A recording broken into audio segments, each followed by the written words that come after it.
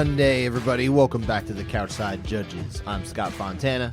Follow me on Twitter at Scott_Fontana. And I'm Dan Urban. Follow me at the Dan Urban. Follow the podcast at Couchside Judges, and subscribe to us everywhere you listen. And you know what? We probably shouldn't waste too much time today because we've got so much to get to. But, Dan. Read the scoring criteria. Yeah, please do that. Definitely do that. You always got time for that. Yeah. Let's just jump right into it and wait for the music to end. What? Music? Yep. There's music here? Don't even wait for it. Oh, there is music. Okay. Dan, we got a lot of rounds. Too many rounds. We got way too many rounds. Judges be wildin', not getting on the same page. I don't talk like that. The judges were crazy all over the place. And we've got so much to talk about. Before we get to it, let's real quick, Dan, just quick hit on this. UFC Mexico, PFL versus Bellator. Those were our two. Over in Mexico with the UFC, we had a main event, close main event, which we're going to be talking about shortly with some contested rounds. Brandon Moreno losing on home turf to Brandon Royval. Where does this leave the two top flyweights? Royval ahead, Moreno behind. That's true. Yeah. Not really a very substantive thing to say. Yeah, maybe Royval, I don't know, fights Albazi next. I don't know if he gets Pantoja right away. I don't know. I don't think he could get it right away. I think you're right. There probably needs to be something in the middle, but I'm not sure. That makes some sense, I guess. Albazi could make some sense to keep busy, especially if they don't know what they're going to do with Pantoja. Moreno, does he fall off completely? I mean, this is a close fight. I actually scored it for him. He faded hard. He did. Yeah, I don't know. He'll be probably, I don't know where it leaves him. He's always in rematches, so I don't know where it leaves him. Well, it means he's probably got a bunch of people he hasn't rematched yet. I don't know. Manel Kopp, maybe? You give him a jump up? That could be interesting. Manel Kopp. Although Manel Kopp is basically a bantamweight at this point. Oh, is he? Well, he just doesn't make weight at yeah. flyweight, so. That is an issue. Pretty much. What about here's an idea. We haven't seen this fight before. Brandon Moreno, Davis and Figueiredo. Yeah, great. Do you like that one? Yeah, let's do it. I think it'd be good. I think people would like this fight. I hope we see it. What about in the co-main here? And obviously we're flying along here to try and get to a bunch of rounds. Brian Ortega, coming back big time, was dug himself a little bit of a hole, comes back, gets a third round submission. Fifth time he's won in the fifth round in his UFC career, by the way. How far now is he from the title shot? Because realistically, he'd not been on a great streak. He'd been losing quite a bit in the last few years. This is a good win, but where does it put him? It was a great win. So I think it does jump him up, and the way he won was very good. Do you think he has to fight someone like Movsar Evloev first? Yeah, he'll probably have to fight one more before getting the title shot. I mean, since Ilya is he's the champion that doesn't want to fight now. That's true. There's nobody he actually wants to fight except for Conor McGregor, who doesn't want to fight anybody. He wants Conor, and then he's talking about going up for a second belt after one defense. It's like, I heard he's going up to heavyweight. I don't know what's going on. He's gonna fight. He's gonna fight for the next interim title at heavyweight. So, yeah, I don't know. Maybe Ortega and Evloev makes the most sense. Maybe for an interim belt. They sure love those. Oh, they do. So I kind of really feel like Max gets the next shot. But then, like you mentioned last week, if he's at 155 and he beats Gaethje at 1155, why is he going to go maybe down he stays 45? down. Yeah. He stays there. I don't know what's going on. I don't know. The whole thing's in chaos. Ortega was great, though. I was happy to see him back in old form. Yeah, I mean, we really haven't seen him look like this in I think a little while. Really, the Chan Sung Jung fight, he looked fantastic in that fight. Tremendous. But really, that fight alone was kind of like one fight out of a bunch where he just looked good. So he's had some kind of like weird performances where sometimes he looks great and otherwise he kind of just doesn't look all that special. Well, I mean, one was against Falk, so who? Volkanovski. Not familiar. Never heard of him. I think we probably, again, just because we've got so many rounds we want to get to on this one, Dan. Mm-hmm. Real quick, PFL versus Bellator. This was a big card. This was kind of like, obviously it kind of lost some luster. We even ended up losing the rebooked Pitbull fight because Gabriel Braga did not weigh in. So we did not have Pitbull. That stunk. Real big blow to a card that had already kind of suffered a little bit along the way from attrition. But what was your takeaway, or any takeaways you had from PFL versus Bellator? Takeaways, the most surprising thing was Impa. Impa Kasanganay getting a thing. But then the other most surprising thing was John Jones being on the broadcast, getting interviewed and trying to get tricked into picking a fight with Francis, which he didn't fall for. And then, Sean O'Connell was telling the UFC, hey, we're not the reason this fight isn't happening. And that was probably the most surprising thing. I mean, I don't think and there was a much surprise that Bellator was far and away better as far as fighters go. I think that was a given. So, outside of heavyweight. To double check with you, when you say Impa Kasanganay, you mean the fact that he kept it really close against Johnny Eblen? Okay. Yes. All right, just making sure what you meant That's there. You were like, Impa Kasanganay, and then moving on. I didn't know what you meant. Yeah, that's it. I mean, outside of heavyweight, I don't think there was really any. And heavyweight, you never know, right? Because of winning. so much power involved in that. You just kind of never know how that can kind of go, right? But yeah, I think the talent from Bellator's roster really shone through. Also, Randy Couture just completely disappearing mid-event. That was weird. He just went AWOL. He was commentating, and all of a sudden Dan Hardy's commentating, and Randy's gone. I didn't notice that because I watched it kind of after the fact, and I was skimming along, and I wasn't really paying attention to that. Mm-hmm. But yeah, okay. I wonder where he went. And the pacing was surprising. It was surprisingly good. Well, I didn't watch the prelims live, but my understanding is the early card, to quote PFL parlance, that apparently was terrible. No. In terms of pacing. No, it wasn't. No? It was absolutely perfect in pacing. Really? Once the fight started. They didn't tell everybody that they were doing a half-hour pre-show before the fight started. I see. Which Aaron Bronstetter, he put Coach in his place after Coach tried to put him in his place. And then Aaron re-put him in his place. That sounds like a bait to me. My takeaways were a couple things. Number one, I like that they got rid of some of the extra graphic nonsense that they used to keep on the screen all the time. That was good. I hope that that's permanent and not just for this particular card, because that was good. Number two, there were a lot of complaints about the lighting. It was definitely weirdly dark on these fighters. They're talking about, look at the markings on his face. It's it's hard to see because they're shadowed. Yeah, I struggled with that. I think that had to do with the fact that it was an outdoor setup and it was not particularly well planned out, I guess, for that. Thank God it was nighttime in the desert. Mm-hmm. Because it cooled off. It was like 90-something degrees. I imagine that daytime was strategic. There, absurd to have a fight outside like that. Hopefully that was at least strategic, yeah. But I thought the same thing. The roster obviously was far superior, and I think a lot of people thought it was going to be. The Bellator roster would be superior to that of PFL, but for it to actually manifest that way too, even again with the I think the surprisingly impressive performance that Impa Kasanganay put on against Johnny Eblen. Because is that a mix of Eblen maybe fighting down and Kasanganay fighting up? I don't know. Maybe Impa's just better than people think. He's just improving, yeah. Because he's still very early in his MMA career. That's the thing that I think a lot of people kind of lost track of, is when he was fighting in the UFC, he'd only been fighting pro like 2 years. Yeah. It was very early on. He really might have more in him than we've seen even on this particular night. So I don't know. It does make a potential rematch in a 5-round fight interesting, although I don't know what Impa's going to do. Hopefully he moves over to that Bellator roster and gets to fight 5 rounds in a title fight or something. I'd be okay with a rematch. I don't know who else you'd put against Johnny Eblen over in the Bellator International series. Yeah, but didn't Brunson just lose? Or did he win that fight? I can't remember. Won. He won that one? Yeah. I'm now blanking. Yeah. It's 3 a.m. here. It's been a long day. Let's get to the unanimity report, my friend, before we get into like a billion contested rounds. Yep. PFL versus Bellator. Only 15 rounds on the whole. 12 of them were unanimous, and there were no 9-8 splits. So not too many. Mm-hmm. Down in Mexico for the UFC, there were 12 unanimous rounds.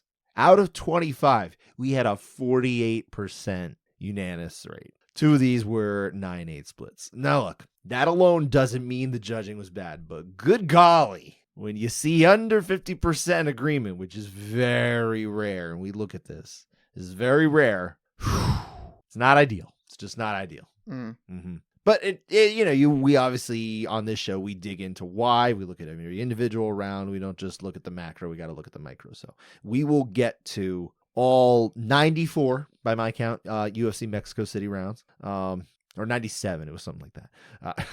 We will start, though, with PFL versus Bellator, the earlier card of the evening. A little easier to get through first, I think. And this, I think, again, people were a little surprised that Johnny Eblen against Impa Kasanganay was a close fight. Split decision, 29-28, going each way. Round 1 was the deciding round here, sir. Let's talk about round 1. Yeah, it wasn't a great round of fighting, but Eblen was winning most of it early, at least. It really took a while for Impa to get going and start landing. Early, he was just hitting the arms and the gloves. But he did start finding, the face, and he had that jumping knee at the end of the round. He closed the gap. He didn't surpass it. 10-9 Eblen. I think I'm with you. It is close, though. I think it's totally reasonable that you can go the other way here. Yeah. But I do feel good about giving this round to Eblen. The funny thing is, if you look at this fight as a whole and not as a segmented 3-round fight, right? 5-minute rounds. There's like a 5-minute-ish stretch from like 3.5 minutes in to like 8.5 minutes in where Impa Kasanganay definitively won that period. But the rest of the fight was mostly Johnny Eblen. It's like a weird kind of thing, right? Yep. Which is why I think ultimately the fact that Johnny Eblen did get the victory probably represents the better result of what happened over 15 minutes. But, we don't judge things that way, right? We judge them over 5-minute segments. And yeah, definitely the second one would go to Impa Kasanganay as it did on all the cards. Johnny Eblen got round 3. This being a split, round 1, I can understand it. We did side of the majority, though, you and me. For Johnny Eblen, we sided with judges Ben Cartledge and Hadi Muhammad Ali. Original gangster fan of the show. Huge supporter from early on. I can only say that he bought 10,000 t-shirts and that I'm making that up. But he was one of the early supporters of the show. We always appreciate Hadi. Mark Collette was the out judge on this one. Again, nothing wrong with that. Let's go on to another split decision on this card. This was from the early card.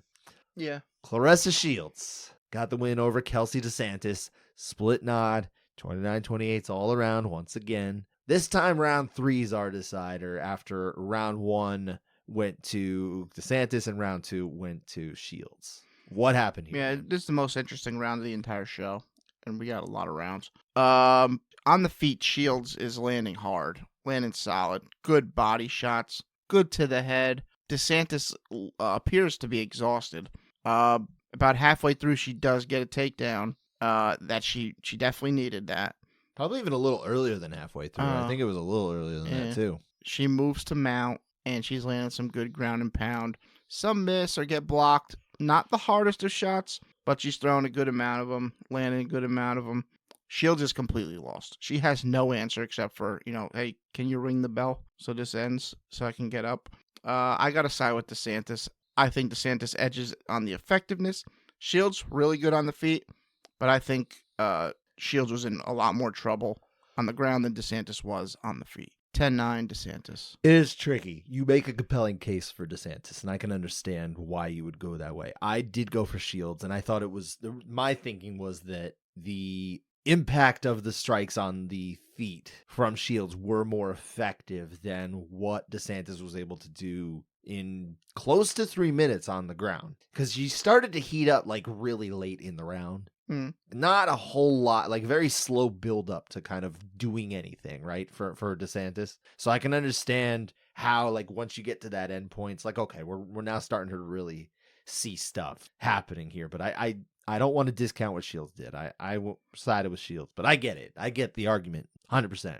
This is a tricky one. Yeah, it's tricky because I know this doesn't weigh anything, but I mean, DeSantis got out of the bad spot by getting it to where she wanted. Shields could not do that. Shields, in real world, doesn't get up until DeSantis says, hey, you can get up now. No, I understand that, but I mean, that's not really how it works. But either. Also, she got out of what she couldn't get out, what she had to get out of, and Shields didn't. Shields most definitely had no capacity to get out of that situation, but... Like, Cyborg will kill her. Because, well, yes. And she's calling her out, and that's a bad call out. Hopefully she means in boxing. Maybe. Okay. I think boxing might be more realistic. I believe I saw Cyborg's Twitter account, or whoever runs it, was saying congratulations to the new 165-pound champion for PFL, Claressa Shields, which which is kind of funny. I'll give it. Or again, whoever's running that account. But yeah, so I was in the majority actually on this one. Doesn't make me right, but I gave it to Shields. I saw it the same way as judges Hadi Muhammad Ali and Brian Miner. You had it the same way as Ben Cartlidge. Mm. I think we're all in good company, but close, weird, interesting round, and not necessarily fight, but the round. Yeah. not the fight in the whole. It was, it's a weird fight. Yeah. What are you expecting from a couple of more or less MMA prospects? Obviously, Claressa Shields is she's basically the most accomplished boxer of all time, more or less. I'm not going into debates with everybody about Katie Taylor and all that stuff. I'm just naming someone who's basically. I don't even know who that is. Exactly. But they're, for all intents and purposes, MMA prospects. Okay. And we've probably said too much for that, right? Mm-hmm. Let's go on to our final contested round for PFL versus Bellator. I think probably if we were to guess a fight that would have been on here and also kind of boring, it would have been Yoel Romero against Thiago Santos. This could have been something that was explosive, but more than likely was going to be what it ended up being, which was a little bit of a slog. Round one is a split, but Romero did, of course, win 30-27 twice and a 29-28. So we're only talking about one round one, in which somebody saw Santos actually get the round. So what happened in this round? Well, the terrible round. Both guys landed some decent shots. Not many of them good leg kicks. Not really much else to say. I saw Romero edging it. No issue either way. It was the leg kicks from Santos in particular that gave me this round. There's really not a whole lot to say other than it was a typical Yoel Romero feel out round. And we've seen those before, and seen one, you've seen them all, unfortunately. So I was in the minority here, though. I saw it again with Judge Mark Collette. You saw it with judges Hadi Muhammad Ali and Ben Cartlidge. Did you see anything different than Ben Cartlidge, or were you always with Ben? Yes, you were. I don't remember. Yep, no, every single round. The most exciting thing about this was how I said the synopsis in rhyme. Is that right? I did. Did you structure it that way on purpose? I didn't. Look at that. But when it came out, I said, wow, I got bars. An accidental poet, and you didn't even know it. Mm-hmm. See what I did there? Yeah, I knew I was doing that one, to be fair. So that is it for contested rounds, but we do have one more round to get to from PFL versus Bellator, because we have a 10-7 watch here. Abdullah Al-Qahtani got a third round TKO victory over, I'm going to mess his name up, Edukondala Rao. TKO, again, third round. Round two, we are at the point of giving a unanimous 10-8 from judges Ben Cartlidge, Mark Collette, and Hadi Muhammad Ali. The question, sir, is this round a potential 10-7? No, not close to a 10-7. Did have overwhelming dominance. Can't argue that. I mean, he did whatever he wanted, but the damage wasn't to the 10-7 degree. Neither was the duration. I think you're right. I think especially the damage. Damage is like the most important element of pretty much any assessment. And he basically took the final 20 seconds of the round off. Yeah, that doesn't help. Just stared at him. But nonetheless, a very dominant round. Yes, and a justified 8. Definitely a 10-8. Justified 8. That's where it is. It stops at an 8. I don't think we have any more to say about that fight, nor about PFL versus Bellator for the moment, anyway. Let's head down to Mako and talk about the 9,742 contested rounds that came out of there.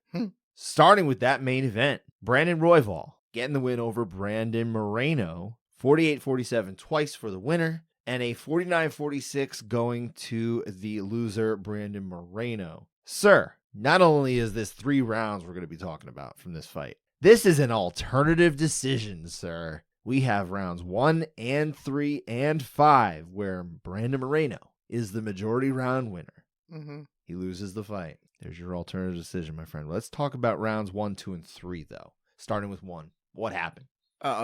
Very low output. Almost zero output for like 3 minutes. For an elite flyweight fight, stunning. Like crazy. And, Herb Dean's, telling me, hey, guys, let's do something here. Let's work.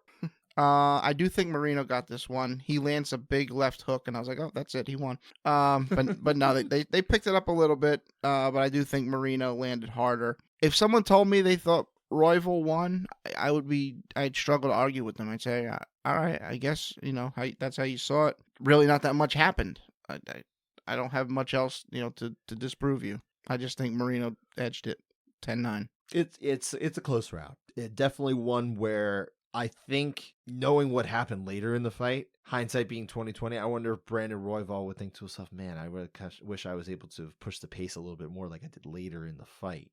But he was worried about that foot, right? Because it kind of Something happened with it. He was worried about hurting it or something like that. It was either the foot or the knee or something was a little strange, right?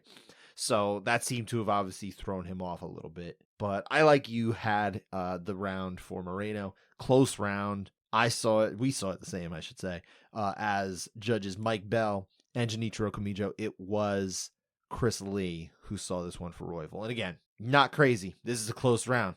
One of many in this whole fight. I think the majority of these 5 rounds are actually close, in my opinion. Yeah. Let's go to round 2. Moreno had a good start to this round, landing good shots to the head. And as the round gets on, Royval starts to heat up. He starts, finding his success. Good combos with punches, knees on the ground. I know Scott definitely got excited when the go-go got locked in briefly. And then when he transitions to the omoplata, I got excited, definitely. Neither really got that close. Yeah. But Royval definitely was starting to pull in, settle in a bit in this round. I just think Moreno had the edge here again, 10-9. I did too. I thought this was one of Moreno's best rounds, actually, especially with the hands. And yes, obviously there's more to it than just that, right? You talked about all those reasons, but I do think that the hands and, of course, the leg, some of the kicks as well. It's not less in this round than some other rounds. I thought this was a decent Moreno round. Not that it couldn't go the other way, but I liked Moreno here, and I felt comfortable with him. So I, like you, gave it this way. We still had the same as Judge Kamijo, whereas Judges Bell and Lee were in the majority seeing this one for Royval. Since we didn't agree with them, what does that mean for Judge Kamijo? Couchside override. We'll be waiting for you on the other side of the board if the mail service comes through. We'll see. Probably. Round 3. I probably thought this was the closest round of the fight. I thought both guys did really well with their offense. Moreno's leg kicks, as you mentioned, were really good. He landed some good stiff one-offs upstairs on Royval. I think Royval was landing the good combos, some good uppercuts, couple knees. Royval wins a close one, 10-9. I had it that way as well. You're right. This is a close round. I'll be honest. I actually thought round 5 was the closest round of the whole fight, or like the least the trickiest round to score. Even though all 3 judges had it for Moreno, and I also scored that one for Moreno. And me as well. And we both ended up giving the fight to Moreno. I have zero problem with Brandon Royval winning this fight. To be perfectly honest, perfectly honest, I think he fought the overall better fight. I'm a Royval fan. I'm glad he won. You are a giant Royval fan. I scored it for Moreno, though. I always enjoy talking to Brandon Royval. I had nothing against him in any way, but my card ended up that way. To get back to this particular round specifically, again, we both did have this one for Royval. This is close. Absolutely 100% close. But we sided with Judge Bell, who was the out judge, instead of Judges Kamijo and Lee, who saw it for Moreno. That being the case, what does that mean for Judge Bell? Couchside override. My oh my. This was quite a fight. Good fight. This is like a really interesting judging fight, too. It started like it was going to be a stinker. But they picked it up. I was never worried about that. I know these guys. I'm always worried about that. No. You don't worry about it with these guys. You shouldn't worry about these. But worry about it next week when we got the heavyweights. Come on, why'd you ruin the mood? I'm just saying, it's the truth. It's the truth. We're going to get to it later. All right, we'll table that for now. Let's go over to one of the many split decisions we talked. There are like 5 split decisions between the 2 events. It was just nuts, like the craziness that was going on here. And this fight in particular for SZM got the win over Claudio Puelles, 30-27, 29-28, and then going the other way at 29-28. Every single round has a split. We got to talk about this whole fight, which is always Dan's favorite activity. I guess these rounds would probably get put into that, control versus damage type rounds. Mm-hmm. I guess. Are we still tracking that or not? I think we should.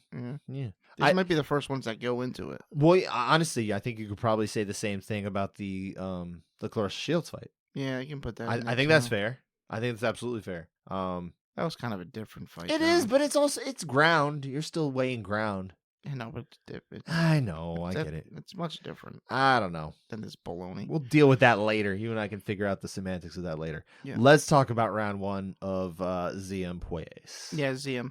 He had the more effective offense. He did get taken down, but Playas didn't do anything with any of the positions he earned. Ziem dropped him with a right hand, followed her up with 6 hammer fists. Very savagely, but for 7 seconds, Then and he's that like, was it. It's it. I'm done. It's I'm done. I'm gonna give you a break. You're gonna get back in now. Again, Playas gets takedown again. Looked for some subs. Was trying to find a Kimura. Couldn't find it. Didn't get close. I guess maybe I can understand a small argument for Playas. I prefer for Ziem, so that's why I scored it for Ziem. Yeah, there's enough there that it's not come on, what are we talking about here? But yeah, I think definitively the more effective work is done, even in more brief doses by Ziem. Yeah. It's just Pueyes just needs to do more with his opportunities than he does. So I feel good about my score, but again, it's not the craziest thing to go the other way. So you and I were on the same page as judges Mike Bell and Chris Lee. The local judge Raul Salas saw this one for Pueyes. Let's go to round 2. Again, I think Ziem was the more effective fighter. Pueyes had good offensive opportunities, got to mount, landed a solid elbow, then he stopped doing that. Yeah, why do that? Why do more of that? He was on the back briefly, had a side naked choke attempt. Ziem shook him off, got on top. Also a front naked choke at some point, too. And then it was a not anything choke. Oh, no, now I'm in guard. Yeah. This is all this is now. Ziem landed some good shots from the ground and pound to end the round. He put it over for me. 10-9 Ziem. I actually did go the other way here in this case. I didn't quite think Ziem was able to do as effective work as he had in that first round, whereas I thought Pueyes was able to do just a little bit more. Yeah, that's fine. And it became a much closer round. This one certainly could go either way, and I had it for Pueyes, you had it for Ziem. That's fine. Only Judge Lee agreed with me, whereas Judges Salas and Bell saw it your way. Let's go to round 3. Early Pueyes is stuck in a pretty tight guillotine. He escapes it. I think it was a mounted guillotine at one point. But then Pueyes does get on top. Again, doesn't do much at all with his position. Ziem ends the round on top again, landing some punches. Pueyes had good control, but not all that much effective offense. So I went for Ziem 10-9. That's the tricky thing with Pueyes, is he's just not doing enough with his opportunities, and he seems to think that what he is doing is enough, and he's obviously mistaken, because when you look at all these 3 rounds, the majority round winner every single time, even though they're all split, Ziem. 2 judges for Ziem, 2 judges for Ziem, 2 judges for Ziem. He went to the Chael Sonnen School of Grappling. Oh, I got on top. All right, let me catch my breath. I don't know how many times Chael said that on the PFL broadcast. The guy on top, they need to take a minute to catch their breath. He just kept saying that. A lot of what Chael says is a little outdated. He used to say some really insightful stuff, and sometimes he still does. But a lot of stuff is just kind of it's almost like old school. He was trying to be antagonist. He loves to do that to the other. He was trying. I think he realized they weren't going to bite, or was told, "Hey, relax, cut it out," because he's like, "Hey, I don't want to say anything, guys, but that's 1-0, and Scott Coker just texted me 1 down, 5 to go." And they didn't really bite. I imagine that was part of the That's funny. I missed that. Sometimes I wasn't listening. But yeah, so we both had Ziem in this one in round 3. To be more clear, we were with judges Bell and Lee, same as round 1. Judge Salas was on his own, so he was on his own 2 out of these 3, thus accounting for the 29-28 going the other way. Mm-hmm. Overall, this is a Ziem fight. It's just Pueyes every step of the way he's just not doing enough. It's not enough. You got to do some more there. And I think he sometimes sells out for hoping he's just gonna get the one sub that ends it, and if it doesn't work, he's got nothing. It's not a great way to fight. Anyway, that's it for that fight. We can move on to another set of multiple rounds in a split decision. Felipe Dos Santos, who got the win over Victor Altamirano, 29-28, twice for Dos Santos, and then going all the other way, 30-27 for Altamirano. Rounds 2 and 3 are the rounds where Altamirano is the minority selection by Judge Miguel Jimenez, local judge. Let's talk about round 2 to start. Round 2, I thought Altamirano was pretty good. He knocked down Dos Santos with a body kick early. He landed some decent strikes while on top from his takedowns. I thought Dos Santos had a couple sporadic moments where he landed pretty hard. It's a decently low output round, but I got it for Alto Moreno 10-9. Yeah, I gave a little more weight, I guess, to Dos Santos' success there, so I did go for him in this case. Just like the majority of the judges Mike Bell and Junichiro Kamiya.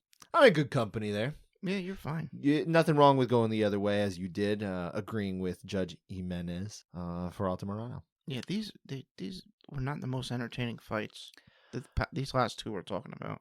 Yeah, there was hit and miss. I mean, really on both cards, especially on the early card of PFL or PFLator. That was very hit or miss. The pay-per-view portion was pretty solid. Yeah, pay-per-view was good. I would say. And then certainly parts of UFC Mexico City were also pretty terrific too. Yeah, they were. Again, hit or miss. Let's go to round 3 though of Dos Santos and Alto Moreno. I do think this was a good round. This was a pretty fun round. Early Dos Santos gets the back, has a pretty tight rear naked choke, or so it seems. Alto Moreno escaped. On the feet, I thought they were both landing some decent shots, but I thought Santos was definitely harder. So in my opinion, it's him in a pretty close round. Yeah, I also went for FDS here. And again, we agreed the majority here. Judges Bell and Camijo. But this one, again, it's not crazy. Just because we're kind of, sometimes we single out the local judges as being the ones that, were out of step because maybe they don't have as many reps or that kind of thing. I don't know if that's the case or not, but I think Miguel Jimenez can stand behind each of his scores in this fight. It's reasonable. That's it for this fight. We have one more split decision to get to, but not one more fight because we have 7,000 more rounds to go. I keep adding to the total. Let's go to Jesus Aguilar. Got the win over Mateus Mendonça. Split decision, 29-28 all around. We're split on number 1 here. This is the decider. What's happening? Both guys had a lot of grappling success, but with not much to show for it. Not much scoreable offense outside of just getting the position. I thought Aguilar wins with the few strikes that he does land on the ground. I really don't recall Mendonça having much offense outside of just takedowns. I don't recall anything really. I guess I just saw his grappling as more effective, and I didn't think he took that bad a damage. Maybe he had had an armbar set up at the end. I don't know. Terrible round of fighting. It's not a great fight, or a great round, I should say. Anyway, I had Mendonça, but hey, I agreed with Derek Colon. Solid judge. I feel like I'm on decent legs here. Not a great round though, like you said. You agreed with the majority though with judges Horacio Lopez and Mike Bell. Okay. And it didn't matter. Aguilar got the win anyway. So let's move on though from that one. Let's head over to the co-main event. Back to Ortega and Yair Rodriguez. This fight did end in the 3rd round. I believe I mentioned earlier. It was an arm triangle submission, right? Yes. Did I put that down right? Yes, it was arm triangle. T-City. It's been a long day. Duh. T-City. Well, more for triangle, right? Any triangles. Any triangles. Does he play the triangle too? I think he does. Okay. That's cool. Is he big on the what's the Pythagorean theorem? That's the one with Pythagorean theorem. Pythagorean theorem. A squared plus B squared equals C squared. That's right. He should get that tattooed on himself somewhere. He should. Maybe he does. Maybe he has it already. Well, that's how he tells the kids dinner's ready. He hits the triangle that's hanging outside the front door. I like it. I like it. That's what I should start doing that. My kid likes math. Anyway, we're going to talk about both of the first 2 rounds. And in a weird situation where we don't have this very often, both of the rounds we're talking about from one fight are 8-9 splits from the same judge. Yep. That go each way. Mm-hmm. We might never talk about this again. It's a rarity. This is a very much a unicorn. We've talked about 10-7 splits, and we haven't talked about something like this. So yeah, let's talk about both rounds 1 and 2, about the degree to which, starting with round 1, Yair Rodriguez won. So what's happened? Well, first off, Ortega hurts himself before the round starts. That is not scoreable. It's not scoreable, no. just something to keep an eye on. Yeah. Anyway, Ortega looks decent for the first minute, and then he gets rocked. His nose is busted. even in between rounds. Like, listen, do not blow that nose, or you're finished. Also, the idea of Brian Ortega being rocked in a fight has been very common in the last few years. Gets hurt a lot. Gets dropped, then in the rush, he gets smashed into the cage while he's trying to get a single. Rodriguez landed a lot of strikes here. Wasn't able to finish him because Ortega hangs tough, and he finally does get it to the ground by like being in the guard. Trying to look for the triangle, never gets it. Eventually... Didn't put in the right theorem. Eventually ends up on top to end the round in mount, landing some strikes. I think he fought back to earn the 9. So I'm 10-9. Yeah, I'm with you. I think you can certainly make a case for Rodriguez having done enough for an 8 early on because the damage is pretty high. But yeah, I do think that there's a semblance of fighting back that is worth giving him the 9. I think he earned not having to go down 2 points to start. But it's defensible. I think an 8 is defensible here, but I like a 9. Mm-hmm. So you and I are both in the majority here with judges Eric Colon and Rick Winter. It was Mike Bell who is our 8 assigner for this fight, as he will be in the second round as well. Again, judges are all going the same way, except this time we're talking about Ortega's success. Mm-hmm. Again, very strange turn of events here. Let's talk about it. What's happening in round 2? Ortega shoots and he gets stuck in a guillotine. So he has to fight that off first. He's on top. Rodriguez is landing some of these hammer fists from his back. And I think a couple of them are pretty hard, pretty good ones. But Ortega's throwing elbows and punches. He's got that weird, Rodriguez is posting up on his throat or shoulder area, and he's just doing these little uppercuts from top, which is weird. You don't really see that often. Some good shots there. Some big elbows that opened up a cut under the eye of Rodriguez. I was never really close to going to an 8. I guess the damage is solid damage. I don't think there's much dominance there. I felt Yair was content being there. At one point, he does recover guard, closes the guard. He's never really trying to get to the feet. I don't think he's dominated. But I guess he can get there. The damage is good, and that's the most important one. So I don't know.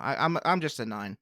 I'll be honest. An 8 just didn't occur to me for this one. I'm really not. I'm having a harder time seeing the 8 here. It's a good round, definitely. This would be like a CSJ 8, right? Yeah, we would have scored us an 8 for CSJ in the format we use, which is a little more liberal, right? But I don't think that makes it necessarily a 10, 8.5. I think it's just like a good 9. That's about it. Yeah, it was a strong round.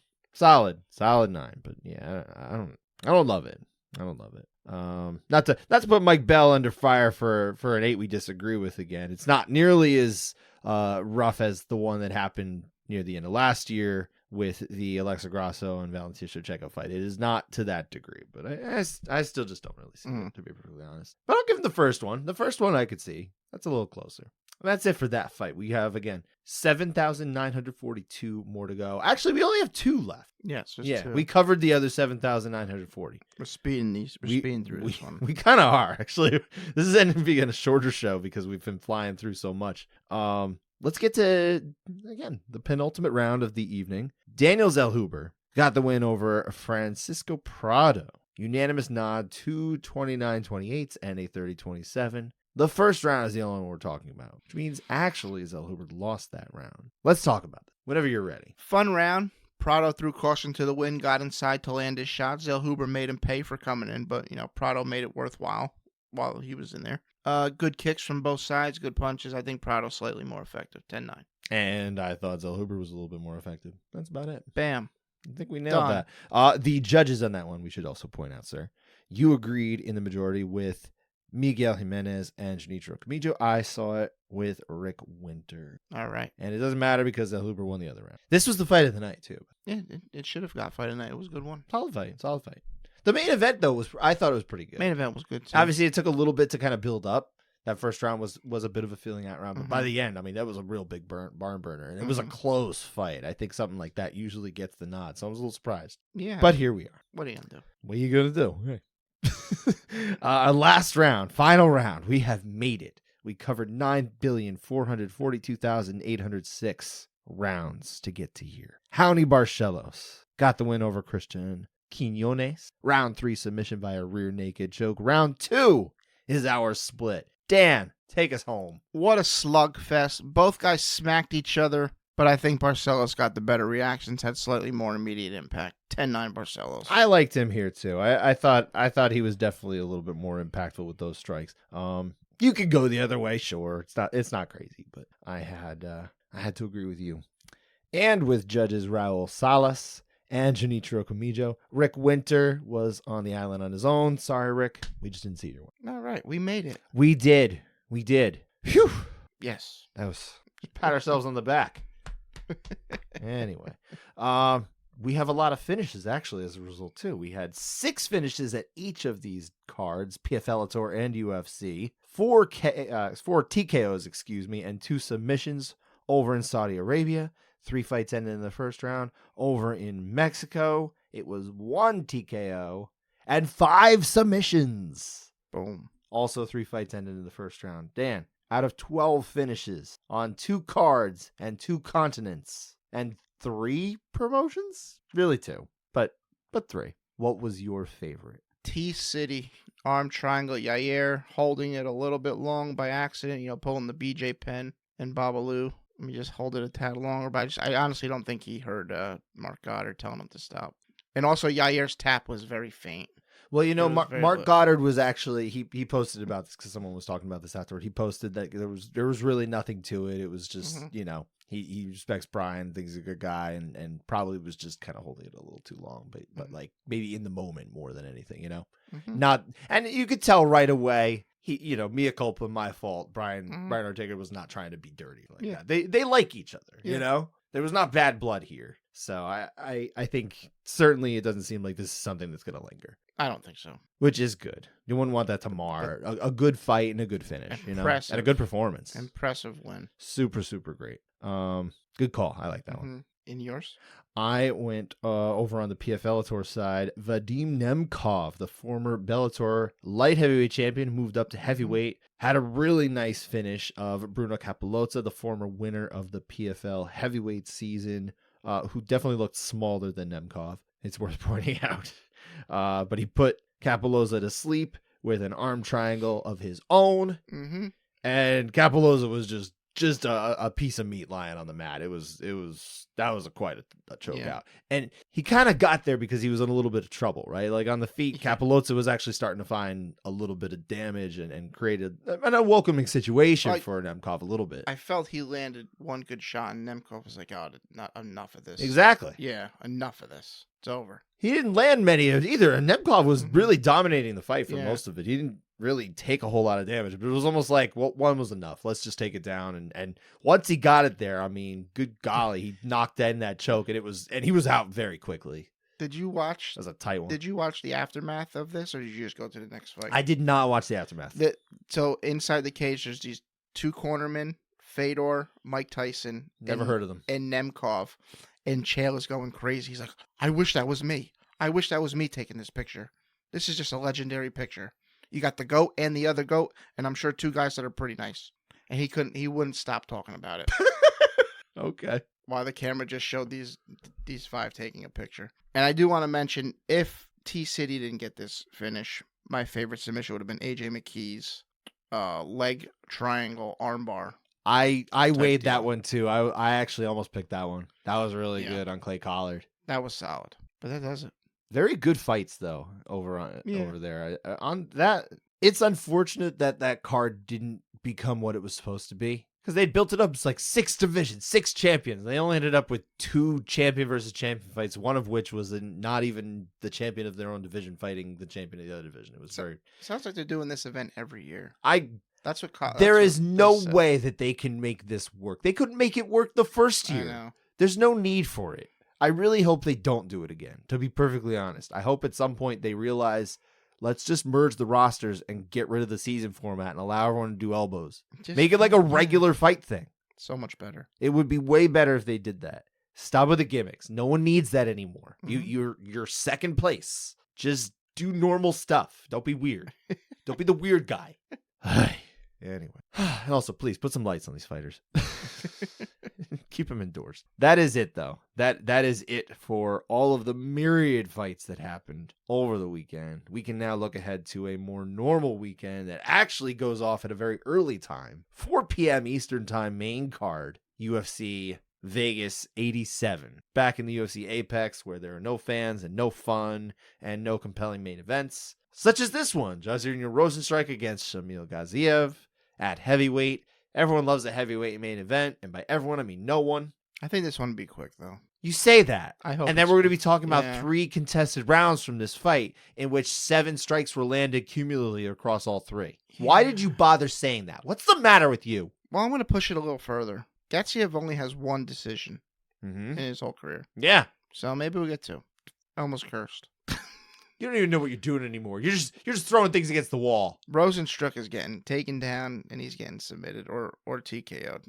That's it. Round 1, it's over quick. We won't have to talk about it unless it's your favorite finish. I mean, for goodness sake, it better be that. Don't you mess this up. I don't want to talk about this fight next week. I really don't. It'd be great if we somehow could get through without even mentioning this fight. Somehow. Yeah. I don't know if that's capable, if we're capable of doing that, but let's give it a shot. Let's see what we can do. Come on, Nevada judges, don't mess up. I actually like a lot of the other fights on the card, though, to be perfectly honest. There's a few that I really like. Alex Perez against Muhammad Mokaev. This is a big step up for Mokaev. It's a good one. He's finally really arrived at 125, fighting some of the bigger guys. Perez has not been as active in recent years. I think he's had some health issues that's kind of kept him out, if I recall, which is unfortunate because he did once challenge for the title. But this is it's a nice step up for Mokaev. This puts him in the realm of you're really only fighting the best at this point. I like this fight. I like Umar Nurmagomedov, even though I don't know that Bekzat Almakan is the right matchup. I'm probably saying that name wrong, but maybe they just couldn't get anyone to fight him. I believe that, especially after he pulled out of the last fight, and I think that kind of rubs some of the top guys the wrong way. It's like, why do you want to take this fight if he's not even going to show up? Yeah. You know, there's a lot of risk reward even with him coming to the right place. So he probably needs to get this fight under his belt before he can get another top fight. But nonetheless, I'm always interested to see how Umar is progressing. Mm-hmm. Let's see where that's at. And who knows? Maybe there's a surprise here, right? Yeah. Matt Schnell against Steve Ursig. That should be a fun 125 pound matchup as well. Pretty much anything 135 and below is going to be fun for me. I'm always up for that. More of that. I did like that this whole card that we passed by in Mexico City, they were billing it as 5 flyweight fights, but in one of them, neither guy made 126 pounds. So we're kind of fudging that a little bit. But either way, the effort was there. Nothing over 155. Somebody, and I believe it might have been Dan Stupp, if I'm not mistaken, said this was WEC Mexico City. And I liked that. That made me happy. And you actually, in this card, you're getting Raul Rosas and Ricky Tercios. That's right. The fight that I had Rescheduled. said was going to be contested rounds candidate. Yep. I cursed. Didn't even happen Fight because didn't of even happen. some sort of illness that took over Raul Rosas Jr. Mhm. Like we said, like Dan said, it is going to kick to this event. They're saying hopefully everyone feels well. Yeah, make him cut weight twice in a week. That sounds good. That's probably really good. By the way, whenever I see Raul Rosas Jr., he looks like he's like 9,000 pounds. And he's just like... I met him in person. Yeah? I'm definitely heavier than him. Okay. He's a pretty big kid though. He just looks huge. Like for whatever reason, like the way they light him or the way they put people next to him or something like that, he just looks massive. I know he's a bantamweight. I get it. He's probably more of a flyweight or a featherweight, excuse me, if we're being honest, right? He's 18 years old. He probably will be a featherweight, maybe not a lightweight at some point. So maybe even next week. Yeah. Hopefully. Yeah, they should do it up. I hope they're doing it up, but I don't know if they are or not. That detail was left out when they announced that. My actual contested round candidate for this week is Eric Anders against Jamie Pickett. Well, you can't go wrong there. Middleweights, Eric Anders. It seems kismet there. Were there any other fights on this card you were looking forward to? Nah, I'm good. I think we named them. But there's some decent fights there. It's just not the main event. Yeah, I mean, the top of the card is just like, all right, we're not even trying here. What if we just like turned it off right before we got to the end? Just pretended it didn't happen. Well, no, I still gotta watch. Do we though? I don't know. I guess we kind of do. All right, that does it. We'll be back again next week for another Apex show. Yeah. We'll see. Maybe we won't have as many rounds, hopefully. Good. I mean, we can't have more than this, right? No way. No, this might be the most we do for the whole year. It might be. Thanks for listening. Thanks for sticking it out, y'all. Have a great week.